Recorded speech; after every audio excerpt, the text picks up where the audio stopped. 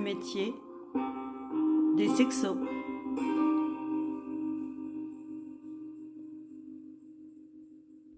Bonjour, je m'appelle Pascal Skomski. Je suis sexologue depuis 2019. Et il y a quelque temps, j'ai eu plusieurs demandes de partage, d'interviews de la part d'étudiants qui voulaient comprendre c'était quoi mon métier.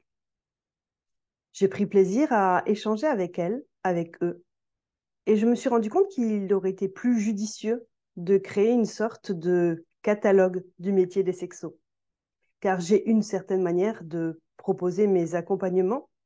Et mes collègues ont d'autres ressources et d'autres manières de proposer leurs accompagnements. C'est dans cette idée-là que j'ai proposé de créer le métier des sexos. Le métier des sexos, c'est un ensemble d'interviews de différents professionnels de l'accompagnement, de l'intimité, de la sexualité, du couple. Au fur et à mesure de ces entretiens, vous allez découvrir différentes personnes avec différents outils. Ça a été très riche et très joyeux pour moi de mener ces enquêtes et de découvrir l'univers de tous mes collègues. Ça a été très joyeux également de me rendre compte qu'il existait tant de thérapeutes différents que de patients, clients ou personnes qui pourraient être accompagnés. J'espère que vous prendrez autant de plaisir que moi à découvrir ces interviews. N'hésitez pas à laisser des commentaires en dessous, n'hésitez pas à partager. Il est intéressant, selon moi, de faire découvrir ce nouveau métier qu'est le métier des sexos. Quel est ton métier ou comment tu te dénommes? Oui, donc je suis Laura Pinson. Euh, j'ai un parcours, un positionnement un petit peu atypique. Du coup, parfois, je me nomme sexothérapeute pour simplifier, parce que voilà, c'est ce que les gens connaissent. Euh, je me considère aussi et plus comme love coach, c'est-à-dire que je coach les gens sur l'amour en général, et ce que j'appelle héroguide, c'est-à-dire que je guide les gens dans l'exploration et l'expression de leur potentiel érotique, ce qui pour moi est un univers beaucoup plus large et intégratif que la question de la sexualité elle-même. Et c'est pour ça que quand on avait parlé de faire cette interview ensemble et que tu m'avais dit, voilà, j'interviewe sur le métier de sexologue, je dis, mais je me considère pas comme sexologue, en fait. Voilà. Ma question, c'était vraiment du coup d'élargir et de poser la question du métier des sexos, sans le Voilà. derrière quoi. Et vraiment, Yes. l'idée, c'était de pouvoir voir la teinte et la couleur de chacun et surtout les valeurs et de montrer au public en général qu'il y a des thérapeutes pour tout type de personnes. Et en tout cas, voilà, derrière, c'était plus on va mettre la lumière sur tous les types de thérapeutes qui existent, plus les personnes pourront chercher les bons thérapeutes pour eux. Absolument. C'est pour ça que je trouve ta démarche vraiment, vraiment super, parce qu'il y a de plus en plus de diversité dans ce monde-là. Ah, Donc, c'est bien de donner un petit peu des repères. super. Donc, du coup, pour la première question, voilà, c'est quel est ton parcours un peu professionnel? Voilà, comment, en résumé, tu pourrais nous condenser un petit peu qu'est-ce qui t'a fait arriver là maintenant? Et alors, je crois que c'est aussi pour des étudiants hein, que tu fais ça. Au Donc, ça. départ, c'était voilà, des questions d'étudiants et après, je me suis dit que ça peut être intéressant de l'ouvrir au public aussi, mais effectivement, il y a les deux côtés qui sont intéressants. OK. Et alors, la première chose que peut-être à dire, c'est que j'avais pas du tout prévu de faire ce que je fais aujourd'hui. Hein. Je suis pas arrivée à 10 ans à me dire ah, quand je serai grande, je serai. Non, pas du tout. C'était pas une Euh, vocation, c'est ça? c'est c'est pas. Voilà, je savais pas que enfin, c'est quand même une vocation, mais qui s'est dévoilée au fur et à mesure de ma vie, qui est. À la base, moi, mon parcours, il est en sciences humaines. Donc, il y a quand même, dès le départ, une affinité hein, pour l'humain. J'ai fait beaucoup de philosophie en classe préparatoire. J'ai fait sociologie, communication. J'étais au CELSA, donc une école qui reste aussi beaucoup sciences humaines. Et marketing. Et ma première vie, j'ai fait 7 ans dans le marketing en tant que directrice d'études qualitatives. Ce qui veut dire que mon métier, c'était quand même d'aller comprendre la façon dont les gens fonctionnaient, pensaient, ressentaient. Donc, quelque part, c'était quand même un prémisse de ce que j'allais faire plus tard. Je faisais des interviews et des focus group. Donc, je continue à faire des séances individuelles et des groupes. mais maintenant avec une autre intention. Et ce qui s'est passé, c'est que entre 25 et 30 ans, pour résumer, j'ai pris conscience de la souffrance dans laquelle j'étais dans mes propres relations intimes. Et ça avait atteint un degré qui a rendu cette quête-là, sur cette thématique-là, absolument prioritaire sur tout le reste. Donc j'ai quitté ma première vie parisienne dans le marketing, etc. Et là a commencé tout un chemin thérapeutique et qui fait partie pour moi de mon parcours et de ma formation. J'ai fait énormément de thérapie individuelle, de thérapie de groupe, tout ça avec de l'analyse de la psychologie biodynamique et de l'analyse psycho-organique. Donc, c'est des thérapies psychocorporelles qui m'ont profondément transformée. J'ai fait énormément de yoga aussi. Donc, j'ai aussi tout ce bagage-là à la fois. Et quand je dis yoga, c'est pas, je parle pas de faire des acrobaties sur un tapis. Je parle aussi de toute la philosophie, de la conception du monde qui va derrière, de comment la perception du corps au-delà du physique. Donc, tout ce qui est corps énergétique, etc. J'ai fait énormément de massages, hein, parce que dans le psychocorporel, on prend en compte, il peut y avoir une dimension de toucher. Donc, j'ai fait une formation en massage biodynamique, où là, j'ai compris à quel point la guérison passait par le corps et les limites de la thérapie verbale.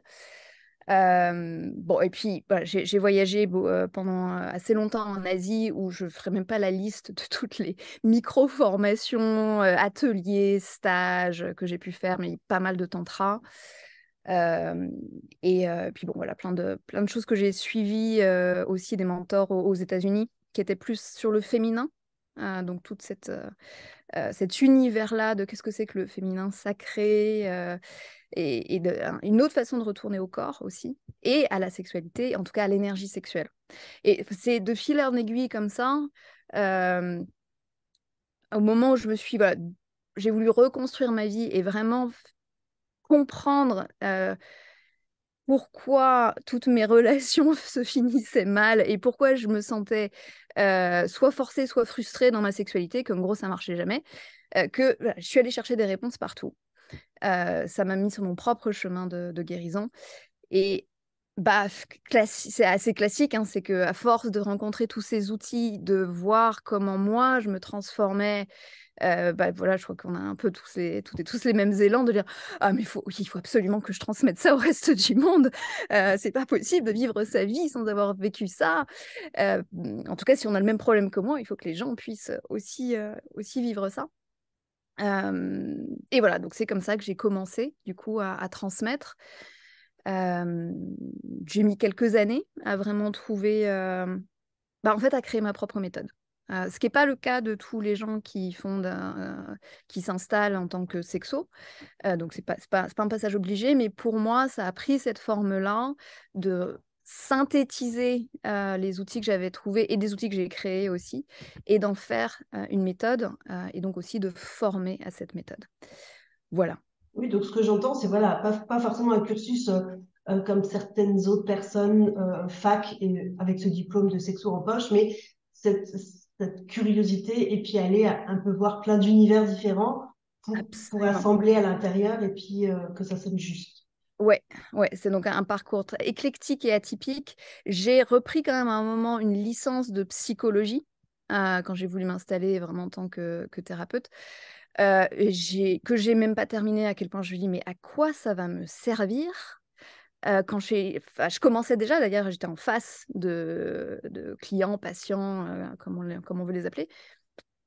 Le cursus universitaire, alors il y a des connaissances, je ne dis pas que c'est inutile, mais quand moi je me suis vraiment retrouvée face à face à être en fait, ce que ne donne pas le cursus universitaire, c'est le savoir-être face aux personnes qu'on accompagne. Ça peut donner des savoirs, et éventuellement quelques savoir-faire, et encore, mais les savoir-être, zéro. Et moi, c'est ça que je cherchais beaucoup et que j'ai plus trouvé dans la formation d'Alain Héril en sexoanalyse, alors, où il y a plein de connaissances, hein, plein de savoirs, mais quand même un petit peu plus de savoir-être, et puis le savoir-faire et ce savoir-être de la présence, en fait, et de l'accueil de l'autre qui est pour moi au centre du travail qu'on fait. Et donc, du coup, tu as déjà un peu répondu à ma deuxième question qui était qu'est-ce qui t'a motivé dans ce choix? Donc, c'était au départ ce besoin de comprendre pour toi et de développer des compétences pour toi qui ont fait qu'une Exactement. fois que tu les as eues, tu dis il faut les partager maintenant parce que c'est efficace, quoi. C'est ça, c'est mon propre chemin de guérison. Au début, je suis allée chercher la guérison pour moi. Et puis ensuite, j'ai eu envie de le partager. Exactement. Et du coup, de quelle manière tu exerces actuellement? Du coup, bon, moi, je sais que tu es à ton compte, mais je sais Ouais, que tu fais aussi plein de choses. Donc voilà, comment tu fonctionnes? oui, et effectivement, par rapport à l'idée qu'on peut se faire peut-être un peu classique de quelqu'un qui exerce en cabinet et qui reçoit des personnes dans son cabinet, j'avais commencé à exercer comme ça en 2017-2018. Et puis, j'ai suivi mon mari aux États-Unis tout en gardant une partie de ma patientèle qui était en France. Et du coup, j'ai commencé à faire en visio. Bon, puis ça tombait bien parce que Covid allait arriver, donc c'était parfait. J'étais déjà dans cette dynamique-là. Donc, je continue à faire des séances individuelles et de couple, mais en visio. Mais ce qui s'est beaucoup passé, c'est que j'ai commencé à faire des programmes de groupe en ligne. Et alors moi, c'est la thérapie de groupe, alors du coup en présentiel, du temps où moi j'en fais, mais qui m'a mais enfin, voilà, je ne vais même pas en parler tellement je trouve c'est extraordinaire ce qui se passe dans un contexte de groupe. Donc, j'avais quand même pas mal, avant de partir aux États-Unis, animé de stages. Hein, ça a été une grosse part aussi euh, de ma modalité de transmission. C'était de faire ça pouvait être des soirées, ça pouvait être des week-ends. Mais voilà, d'être sur ce format-là du groupe. Donc, j'ai commencé à faire ça en ligne. J'ai commencé à avoir des demandes de formation sur ma méthode, sur les hérotypes. Euh, et donc, voilà, tout ça s'est transformé en beaucoup de création de contenu, finalement. Et mon métier aujourd'hui, en tout cas dans la façon dont moi je le fais, c'est certes des séances, mais c'est beaucoup de groupes et beaucoup de travail de mon côté, en fait, de recherche et faire des vidéos, préparer des vidéos, ou préparer, même si c'est des interventions en live en groupe, je fais quand même des slides, je fais quand même donc voilà, énormément de préparation de support pédagogique, en fait, D'accord, que donc tu il y a tout connais ce bien. côté créativité, c'est ça, et en même temps encore ce côté thérapeute. Voilà, il y a l'association des deux Ouais, dans lequel tu jongles. oui, ouais, ouais, voilà, tout à fait. Pour toi, en fait, quelles sont les compétences nécessaires justement pour être, donc tu as parlé de ce savoir-être, c'était Mhm. fondamental. Est-ce qu'il y aurait d'autres compétences fondamentales pour être un bon thérapeute ou un bon accompagnateur? Alors, donc j'ai un peu réfléchi à la question ce matin en me disant que, alors, il y a des compétences de thérapeute, il y a des compétences de coach, ce qui est un petit peu différent, il y a des compétences de spécialiste de l'intime, et ce dont on ne parle jamais, c'est qu'il y a aussi des compétences d'entrepreneur et de marketeur à avoir. Alors, plus ou moins, selon la façon dont on s'installe et la façon dont on travaille. Si on travaille pour une institution, ça se pose moins. Si on travaille en cabinet, qu'on est un généraliste local, ça se pose moins. Mais de plus en plus, on est obligé de trouver nos accompagnés en ligne. Et donc là, du coup, s'ouvre tout un autre champ de métier qu'il faut apprendre. Voilà, que je ne vais pas forcément trop détailler. Et en même temps, je trouve que c'est quelque chose qu'on ne dit pas assez sur la réalité de se mettre à son compte en tant qu'accompagnant. C'est que si on ne se forme pas aussi en termes de business et de marketing, c'est très, très compliqué d'en vivre. Et ça rajoute 10 métiers d'un coup, hein, pour lesquels on n'a pas du tout eu l'intention de signer. C'est pas pour ça qu'on a voulu faire ce travail-là. Euh, donc il y a ça, mais je vais commencer vraiment juste par en tant que thérapeute.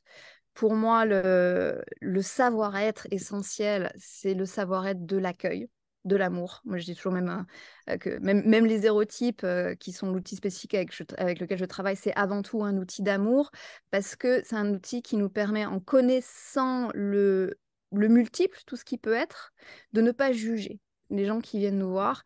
Quand on est sur l'intime, sur la sexualité, on est tellement conditionné sur cette thématique-là, encore plus que sur d'autres, que c'est pas forcément évident de pas juger ce que les gens viennent poser en face de nous.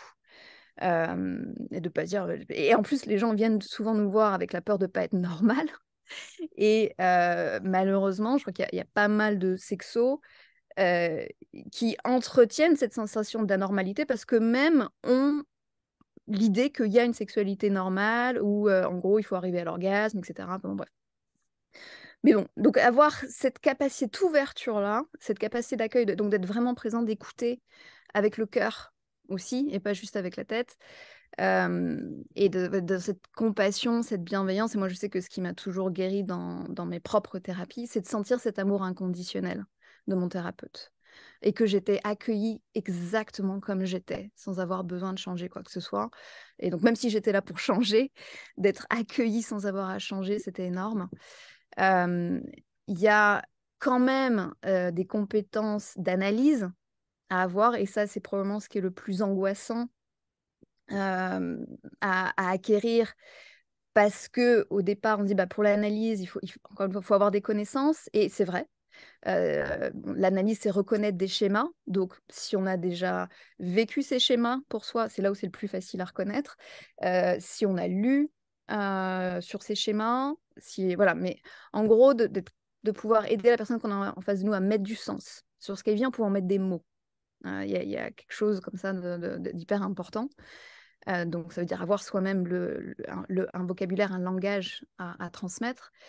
Et puis, tout ce qui...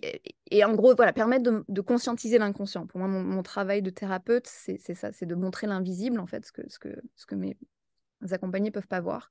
Et toute la capacité de régulation émotionnelle et énergétique et du système nerveux, etc., qu'il faut avoir suffisamment intégré pour soi, pour pouvoir le transmettre à l'autre, y compris en séance. Il y a des moments où c'est pas toujours facile d'être face à la détresse qu'on vient nous confier, ou à la tension, surtout si on reçoit des couples, d'être face à la tension du couple qu'on a en face de nous, etc. Donc, être capable de se réguler soi-même et d'aider les autres à se réguler. Quoi d'autre? Du coup, j'entends qu'il y a beaucoup de compétences. En tout cas, il y a déjà autant ces compétences intellectuelles de comprendre l'inconscient de l'autre, de comprendre son inconscient aussi, cette Oui. compétence de pouvoir accueillir inconditionnellement sans jugement, et Oui. puis de pouvoir avoir des outils concrets aussi pour faire ces liens et puis pour faire un peu bouger les choses. Exactement. Et c'est là où, alors ça peut devenir un peu plus du coaching, même si de plus en plus de thérapeutes utilisent des outils d'action, de prescription, enfin, font des recommandations, d'exercices, etc. Ce qui est un petit peu moins de la thérapie traditionnelle, mais c'est de plus en plus le cas. Et donc, et ça, c'est un peu le coaching, de dire, OK, on se fixe un objectif, on a un objectif clair, donc on clarifie le désir, et puis on mobilise des outils pour atteindre cet objectif. Et toi, du coup, dans ta pratique, tu aurais l'impression d'être plutôt, effectivement, cette position coach, plutôt cette position thérapeute, plutôt une position un peu mixte entre les deux. Comment tu te situerais, toi? Vraiment les deux. Et c'est pour ça que j'ai voulu lâcher un peu les étiquettes de coach ou de thérapeute, et que je suis venue avec ce mot d'héros guide, qui est un peu plus vierge de projection, et voilà, je peux créer un nouveau sens derrière, parce que je suis vraiment, vraiment sur les deux. Alors, il y a une base de coaching, et à l'intérieur des séances, il y a des moments qui sont vraiment de l'ordre du thérapeutique, où c'est vraiment des états de conscience différents. Où, voilà, même le rythme est pas le même quand on est dans l'un ou dans l'autre. En coaching, et je tiens les deux, je tiens les deux en même temps dans mes séances généralement, mais il y a vraiment tenir la vision du potentiel réalisé. Qui serait plutôt Alors, coaching, du coup? voilà, et donc je vois mes accompagnés, ok, qu'est-ce qu'ils ont envie de devenir, et je deviens la gardienne de cette vision qu'ils ont d'eux-mêmes, à leur plein potentiel. En thérapie, normalement, moi, là, ce qu'on m'a appris, c'est qu'il ne faut pas avoir de projet pour ces patients. hein. On n'a pas d'intention pour... Alors, même en tant que coach, j'ai pas d'intention à leur place, évidemment. Je tiens leur intention à eux, leur désir à eux. Mais en thérapie, on fait même pas ça. Il n'y a pas d'objectif en thérapie. Il y a juste cet espace à l'intérieur duquel on peut venir se déposer, s'exprimer, pour que dans cette expression, il puisse y avoir des abréactions, c'est-à-dire de l'émergence du refoulé, pour que ça puisse être traité, guéri, etc. Pour soigner, c'est ça, oui, pour soigner et avancer. Voilà. Donc j'utilise un peu il y a un cadre qui est plus un cadre de coaching à l'intérieur duquel il y a des états de présence thérapeutiques.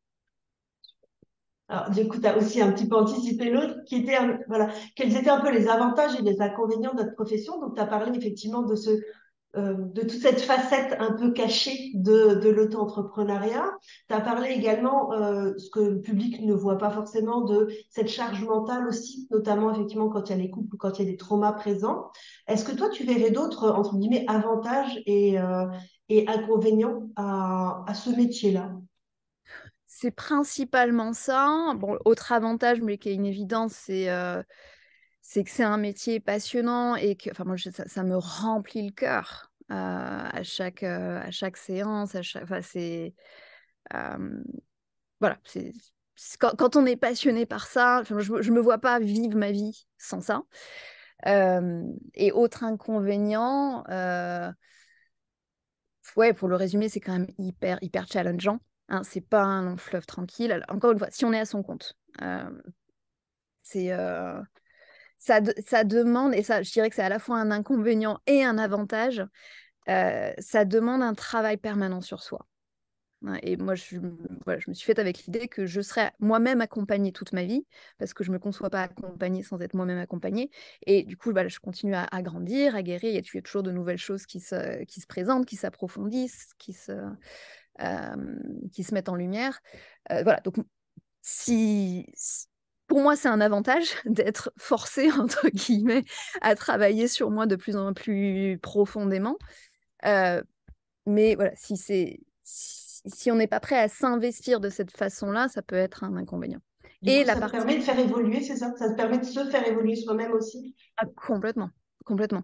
Alors après, ça va se chercher à d'autres endroits, c'est-à-dire que moi, c'est plus tant dans mon intimité que ça se joue, puisque, bon, en tout cas jusqu'à aujourd'hui, je sais pas, je dis pas que ça sera pour toujours, mais je suis plus challengée dans mon intimité.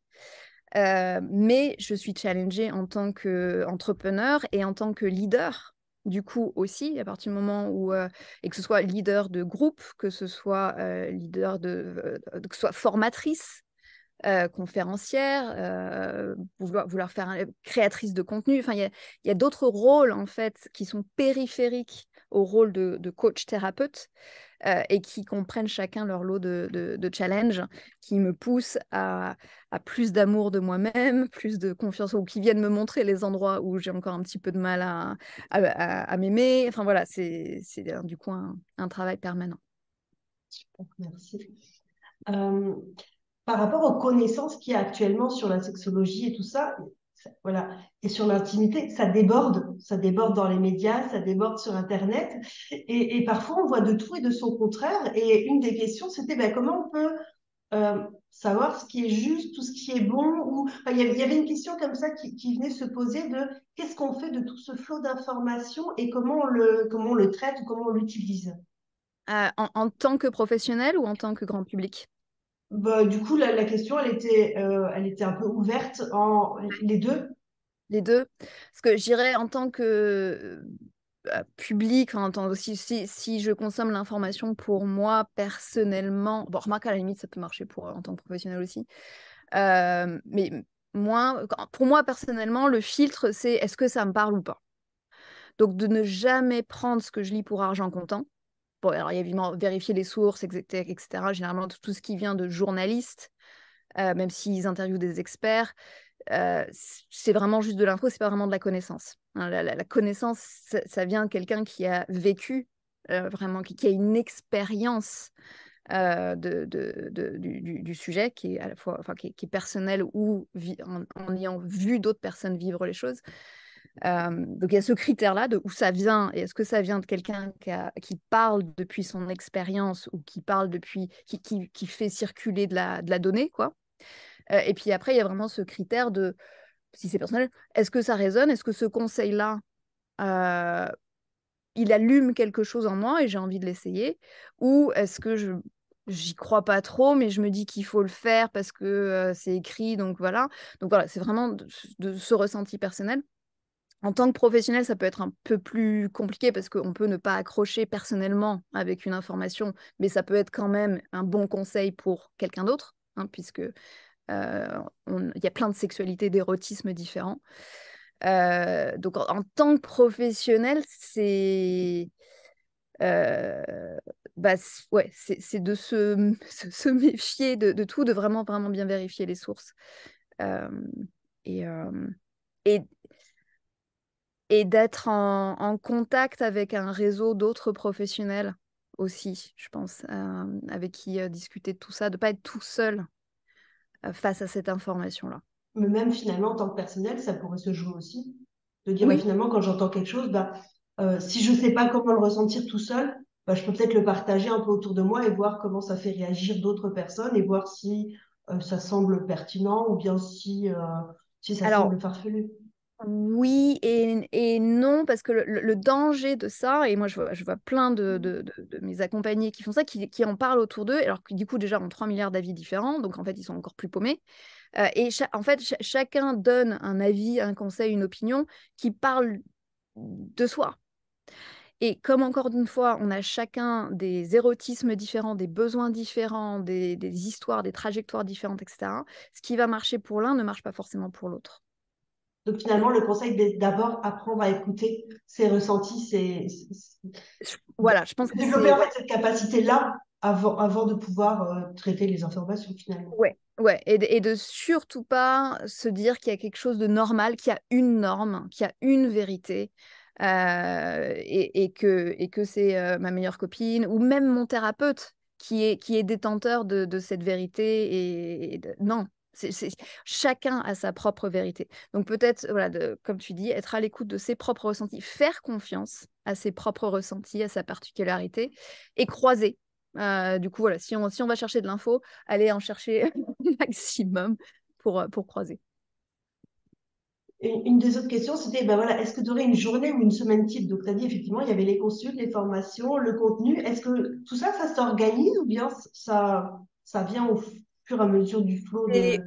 ouais, alors personnellement, je travaille beaucoup dans le flow euh, et en réponse à la fois aux demandes que je reçois, aux messages que je reçois, enfin voilà. Donc j'ai pas, je suis clairement pas un modèle de structuration rationnelle de mon emploi du temps, mais en gros voilà, il y a un tiers de mon temps qui est en séance, un tiers qui est en, désolé pour le chien, qui va être en création de contenu. Pas mal de, c'est bête, mais répondre aux emails, aux messages. Moi, j'ai certains accompagnés avec qui je fonctionne sur WhatsApp aussi en message audio. Donc voilà, ce temps-là aussi. Mais ouais, c'est un peu au fil du temps. Et puis bah, le temps que j'essaie quand même de garder pour me ressourcer et pour faire des recherches, hein, pour continuer ma propre expansion. Oui, ça fait partie aussi des casquettes, quoi. Du coup, Pour moi, ouais, effectivement, ça fait partie de mon job de continuer alors on est aussi beaucoup des addicts aux formations, hein, généralement dans dans notre petit monde, donc sans en faire trop non plus, mais voilà, de continuer à lire, de continuer à écrire, à me poser des questions, à discuter avec d'autres professionnels, enfin voilà, euh, continuer à cultiver l'intelligence autour des sujets, ça me paraît important, ouais. super. Du coup, en avant-dernière question, c'était est-ce que tu aurais un conseil particulier à donner à un étudiant qui souhaiterait s'orienter vers ce domaine? Je crois que le premier qui me... Alors déjà, c'est si tu sens que c'est ta voix et qu'il n'y a rien d'autre qui t'intéresse plus que ça, faut y aller. Voilà. Deuxième conseil, pour moi, les formations les plus puissantes sont celles que j'ai vécues pour ma propre guérison. Donc, de vraiment, vraiment faire investir sur soi et sur ses propres thérapies. Que les formations universitaires ne suffisent pas. Pour moi, c'est une aberration d'être thérapeute si on n'a pas un thérapeute. Et la troisième chose, c'est selon la façon dont tu vas exercer, et si tu fais le choix de l'entrepreneuriat, de te former en marketing et de t'attendre à avoir 10 métiers supplémentaires que tu n'avais pas prévus. Et de t'attendre à ce que ce soit pas facile. Et moi, je sais que j'avais pas voulu croire au début qu'on me disait non, mais pour installer une clientèle, il faut plusieurs années. Je suis là, non, non, moi je vais. Oh, top. Mais, il y a tellement de choses à maîtriser que oui, ça prend du temps. Et que donc financièrement, il faut anticiper ça aussi. Voilà, faut être réaliste par rapport à ça. J'entends finalement ce côté hyper ouvert en disant vas-y, mais avec à l'intérieur, d'abord développe les compétences, les ressources pour pouvoir être stable et puis Ouais, avancer voilà. sereinement, quoi, quelque chose comme ça. Ouais, de ne pas y aller la fleur au fusil en mode ouais, ça va être super fait. J'ai juste à apprendre à être thérapeute ou coach ou. Non, tu as à apprendre à ça et ça, tu vas continuer à apprendre toute ta vie, ça ne s'arrêtera jamais. Et il y a aussi 3 milliards d'autres trucs que tu as à apprendre qui vont de la comptabilité aux réseaux sociaux. Et, euh, et, et c'est difficile. Ça, c'est peut-être aussi l'autre grand conseil, et on me demande souvent, mais est-ce qu'il y a un jour où ça devient plus facile? Parce que quand ça rame, non, c'est jamais facile. Il y a plein de choses qui se fluidifient, mais encore une fois, il y a de nouveaux challenges qui se présentent. Donc, pour moi, d'y aller si on a... de se préparer à avoir l'énergie, de se remotiver en permanence. Parce qu'il y a forcément des moments où on a envie d'arrêter tellement c'est difficile et c'est normal, c'est absolument normal. Donc de ne pas se décourager dans ces moments-là. Voilà. Super. Et donc, pour clore, est-ce que tu pourrais me donner un mot, une phrase qui résume pour toi la vision de la sexualité et de la vie intime? Mmh. Pour moi, l'enjeu de la sexualité, c'est l'amour. Même si on y met aussi du désir, du plaisir, mais c'est l'union. Et c'est comment on se réunifie à travers justement comment on affronte les challenges que la sexualité ne manque jamais de nous présenter, comment ça nous permet de nous réunifier nous-mêmes et de vivre l'union avec l'autre et puis avec la vie en général, parce que l'énergie sexuelle, c'est l'énergie de vie. Voilà, Donc, donc je crois apprendre quelque chose de bien plus large, quoi. Que ouais, juste, pour moi, ouais. dans mon approche à moi, c'est la sexualité, c'est un tremplin de développement personnel et spirituel. Merci vraiment beaucoup d'avoir participé à cet entretien. Avec plaisir, avec plaisir. J'espère que voilà, ça a intéressé et ça a motivé les gens à réfléchir à plein de belles choses.